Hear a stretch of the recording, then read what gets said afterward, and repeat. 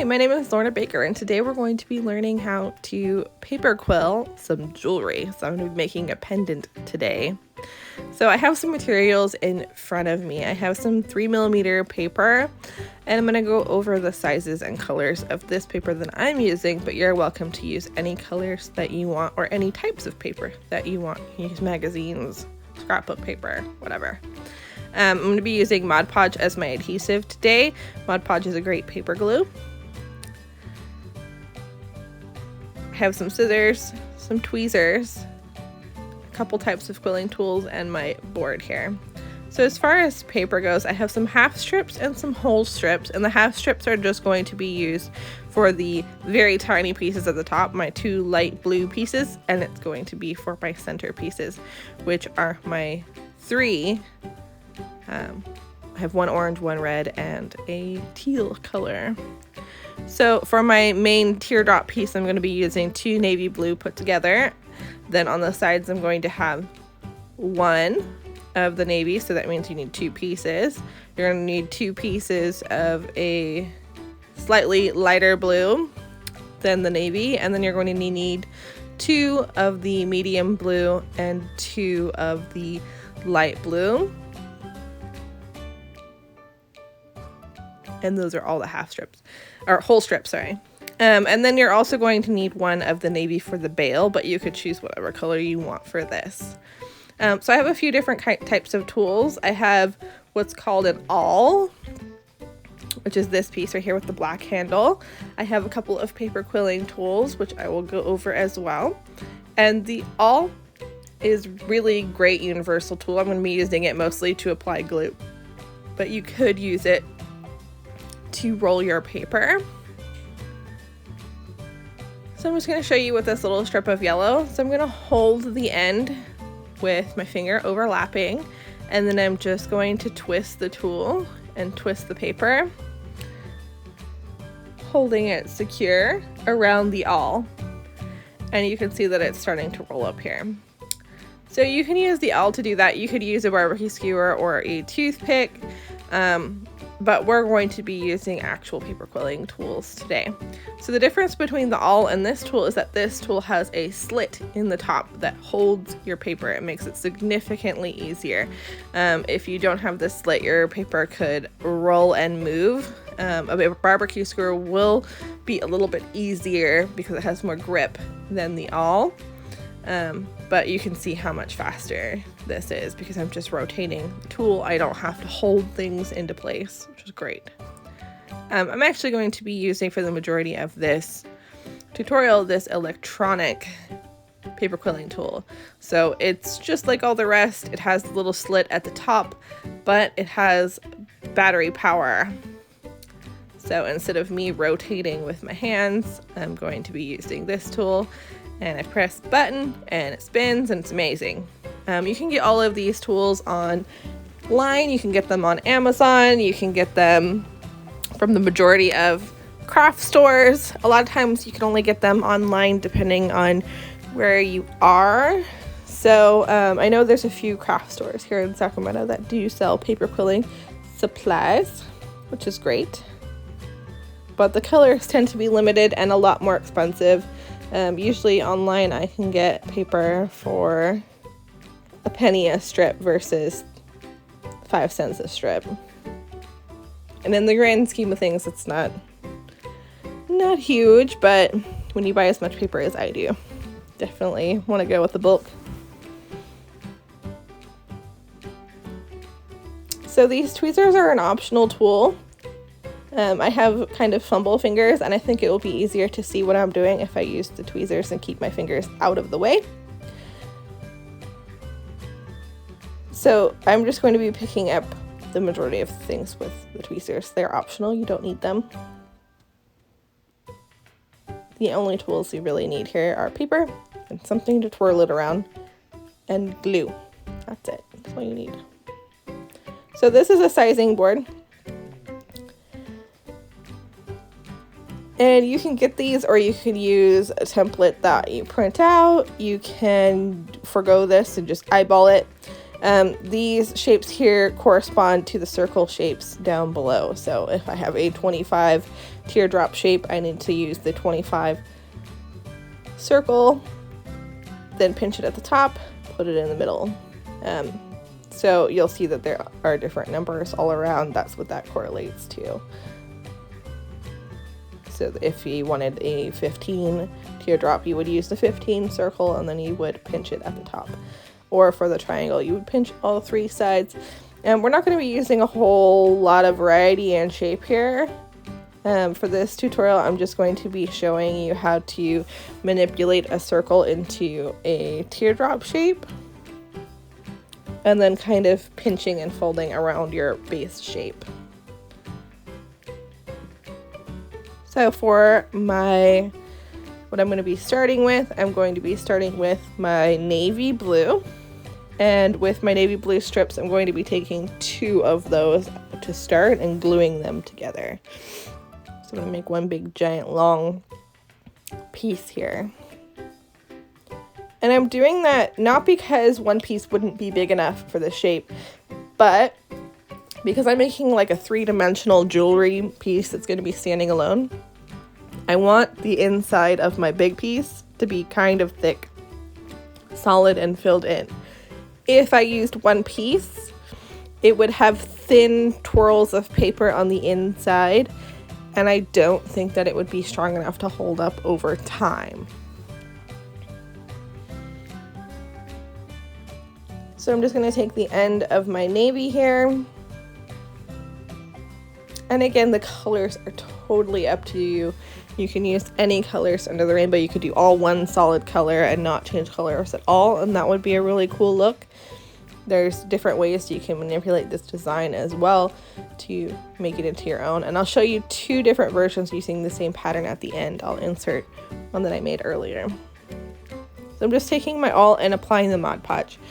I like to use my awl to apply Mod Podge as opposed to a brush, because a lot of times when I'm making these quilling pieces, it takes a really long time. It's a pretty time-consuming process, and I get distracted very easily, to be honest. So, you know, the cat will meow at me, and I'll be like, oh, hey, good kitty, and go play with the cat for a little while, or my husband will walk in the room and we'll have a conversation, and then the glue brush will just dry out into a desert of Mod Podge, and it's not fun. And you can clean out your brushes, it's just, no, it's a lot. So I use the awl because I can just peel off any dried glue and get right back into my project. It takes less than a second to get the glue off of there. With a brush, it dries out. You have to scrape it out, try and salvage your brush. It's a big ordeal. You could leave your brush in water. However, then your paper gets saturated with a watery, gross glue, and you have to dry your brush in between, and I just use something metal, and I think that works the best. And I highly recommend that as well for these types of projects. They sell little containers for the glue that have a little needle point on top. Those frustrate me to no end, so I'm not gonna go there. So I'm just putting my piece in my board here. I'm trying to get a 25 in shape here. And it's about the size of a quarter. So if you were to measure, and you didn't have one of these boards, and you're having a hard time seeing what size this is, my biggest piece is about the size of a quarter. Maybe a little larger than a quarter. Maybe it's a Sacagawea dollar or something in size. So that's a great scale to use. And you could use that, and you could just put your piece on top of a quarter to see if it's the right size as well. These boards are just really handy. So then I'm going to take my tweezers, and I'm going to find the end and pick it up by the end and apply some glue. This is where the tweezers come in really handy, because I struggle to get these out of the boards with my fingers.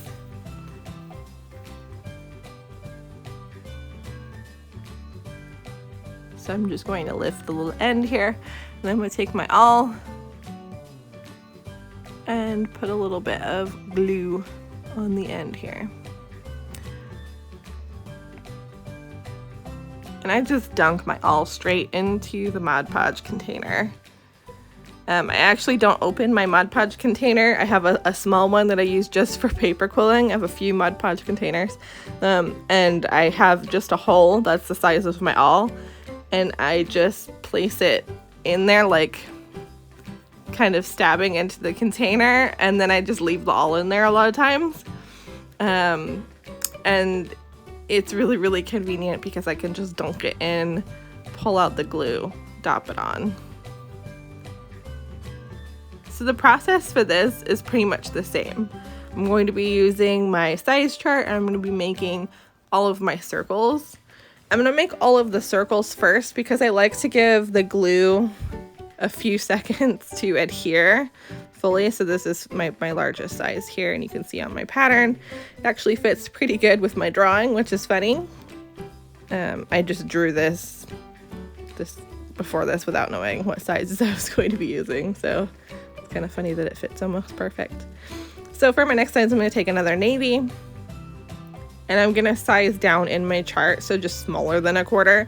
You just want each piece to be slightly smaller than the last. So if you're using this without a board, you just want to make sure each circle is slightly smaller than the rest. And this is why I don't pinch them right away as well. One, you want the glue to adhere and dry and be great before you start pinching things around, but also that way you can see the difference in sizes, because it's, for me, easier to see the difference between circles versus the difference in size between teardrop shapes or heart shapes or anything like that, because I can compare my circle shape, which it all starts out as, to another circle versus my circle to a teardrop shape, which when you make it into a teardrop shape is going to look smaller. So it's going to kind of trick your eye and make it look like it is smaller, and so you might make your second piece too large, if that makes sense. So again, just adding my glue.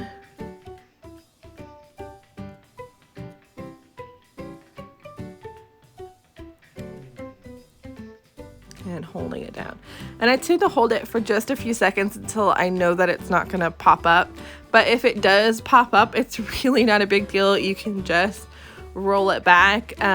If you get glue on there and it pops up, I would get as much glue off as you can and let that strip dry before you roll it, because you don't want to roll a strip that has wet glue on it, because you're going to glue it to itself. It's not going to unravel. So I just recommend letting that glue dry on the strip of paper, and then you can use that paper again. If you have the luxury of just grabbing a new strip of paper, that's great. Sometimes I'm on my last strip of a certain color and I have to conserve it.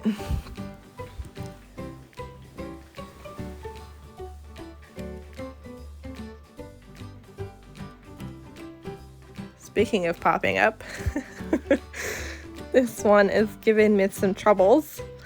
So I'm just going to hand wrap this back in because the major part of my circle is still there. So I'm just going to tuck this end back in. So it is being unruly, and I'm going to stick it back in my size chart. And then it can unravel. So I just wanted to be finicky there. Try and pick this up with my tweezers again. There we go.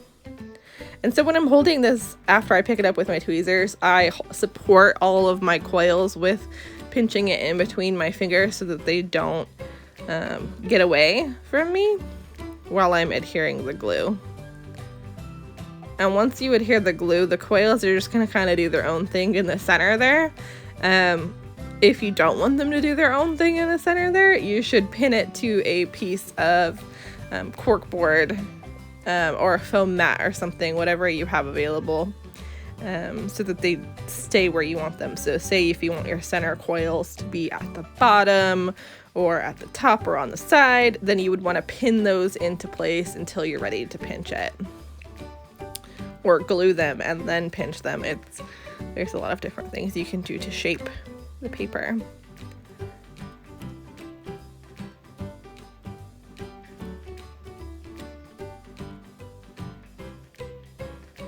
So I have my 3 bottom pieces here. It kind of looks like a mouse that I shall not be named, because copyright. All right, so I'm gonna continue here and I'm gonna speed along and you're gonna see all of my circles being made. So I have all of my 15s and then I have my little 12s there. My 12s are my little light blue guys, these guys right here. Putting all the glue on, putting theirs there. It's just a really simple process. So for my centerpiece, I'm gonna take a piece of this medium blue and then my small half strips, and I'm going to glue those all together. So I'm going to glue my red to my orangey red. They're both red, but one is a darker red and one is more of a true red, kind of an orangey red. And that's going to be my center, but again, you could stick with all blues. You can change this up. You don't really have to do this color scheme if you don't like it. To each their own.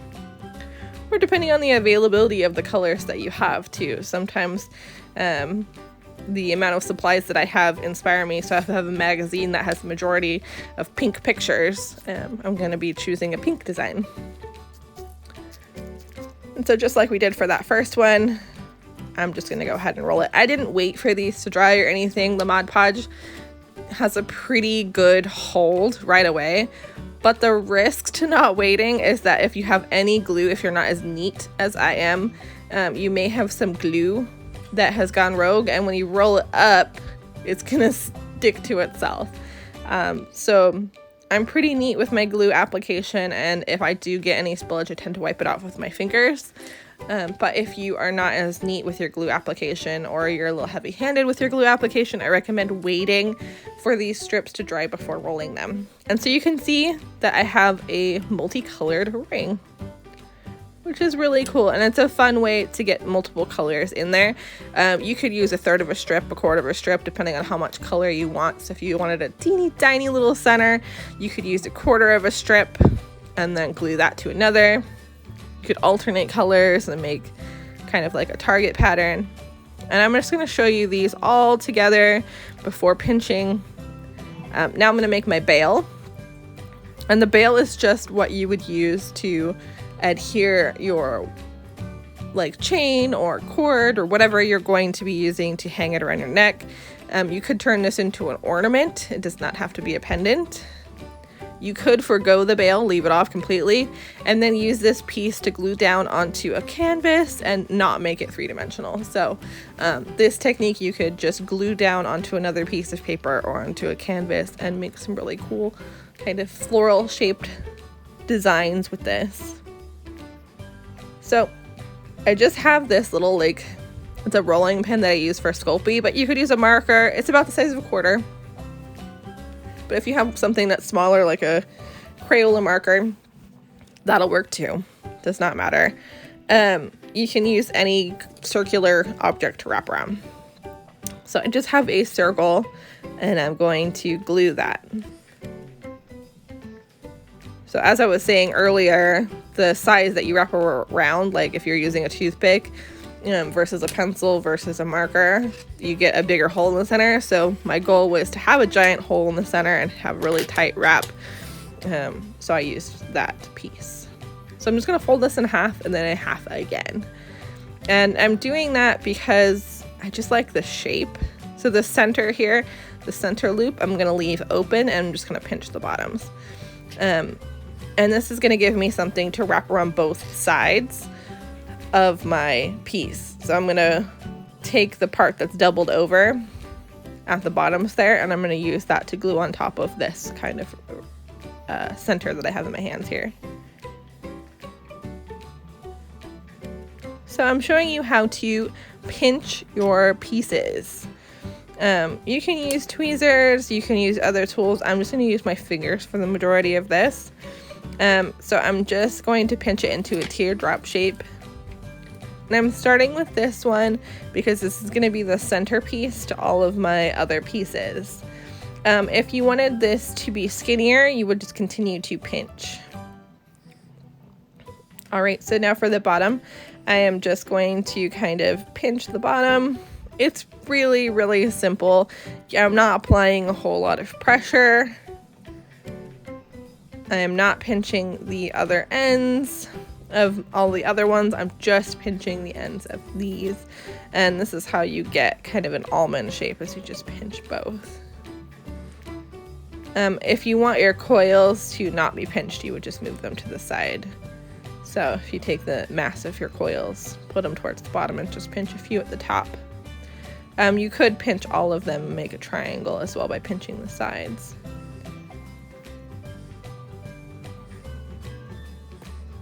So before I glue anything together, I'm going to make all of my pieces. I'm just using the natural curve of my finger as a guide for how I want these. They kind of look like paisley, the way that I'm pinching them. And I'm just pinching the ends together into a triangle and then pinching down around the curve of my thumb. And I'm doing that for all of them and then just flipping them around. So yeah, you see that. So I'm just flipping it upside down so that you can get left and right side so that they're mirrored. And these little guys here, it's starting to take shape, and you could just glue it on just like this. You don't have to do any other kind of shaping. You could just do straight teardrop shapes. You don't have to do the curve or the bend in them. You can play around with the way that you bend these shapes and you'll get different looks, and I'll show you that at the end because I do have another one that I've made where the curve is slightly different, and so you do get a different look, and the colors are different. So this one looks more like some kind of fairy plant and the other one looks more like just a regular leaf.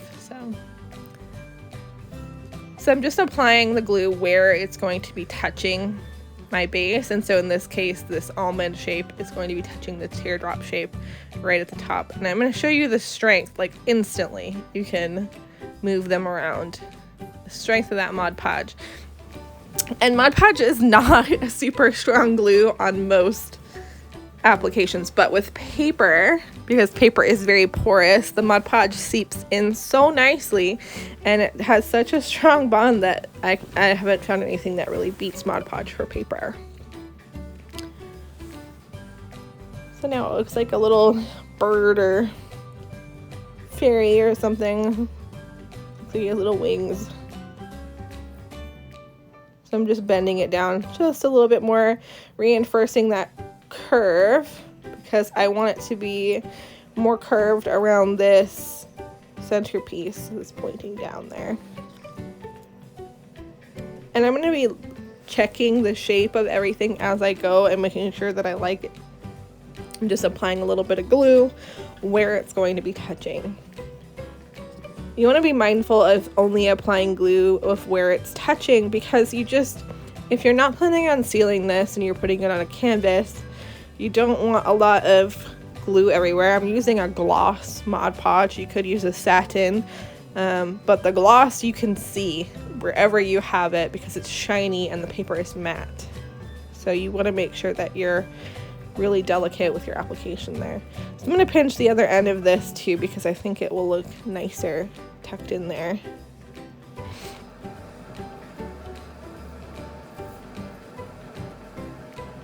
A little pinch. And the paper is really easy to manipulate. I'm gonna add the curve. Yes. Pinch my little end, make it fit in there. So I'm deviating from my original drawing because in real life I just like the way that this is going to fit better than having a big round piece. You could have the gaps in between, and that's totally fine. You could even make tiny little triangles out of the paper by pinching all three sides and putting those in between, and that would be cool too. It has a lot of maneuverability, and if I wanted these to curve around and touch, I would just glue one in, let that dry, and then you can pull down and glue the edge down. So as this piece is drying, I'm just holding it so that it dries in the position that I want it. And I'm just going to rely on the tension between the bond of the two to hold it down.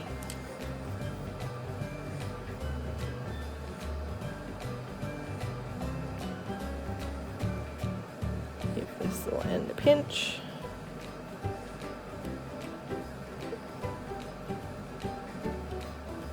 And give this a little pinch. Once you've pinched them, there's really no way that I know of getting a nice unpinch. So you really want to think about your shapes and what your desired outcome is before you commit to pinching those pieces.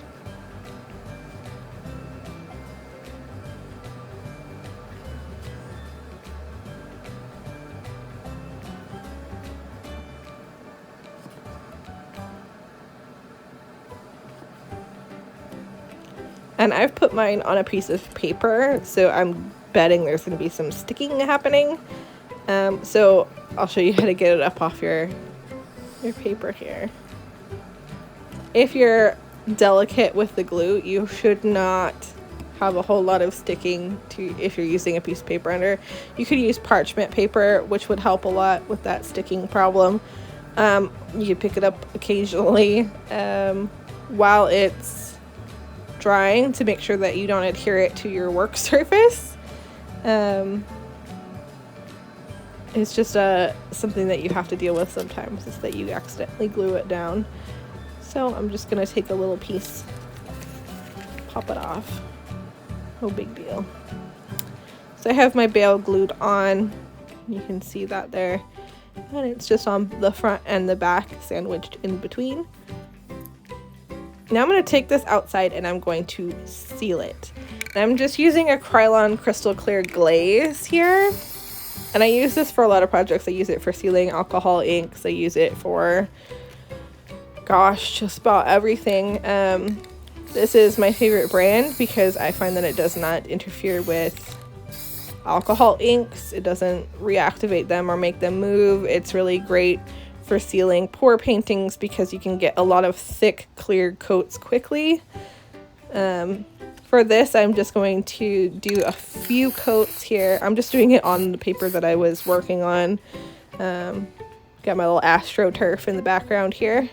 So I'm just going to spray the whole thing, make sure that I have all of the sides. You could use a matte paint. I'm gonna let it dry on my trusty awl here, and then I'm gonna spray it a few more times.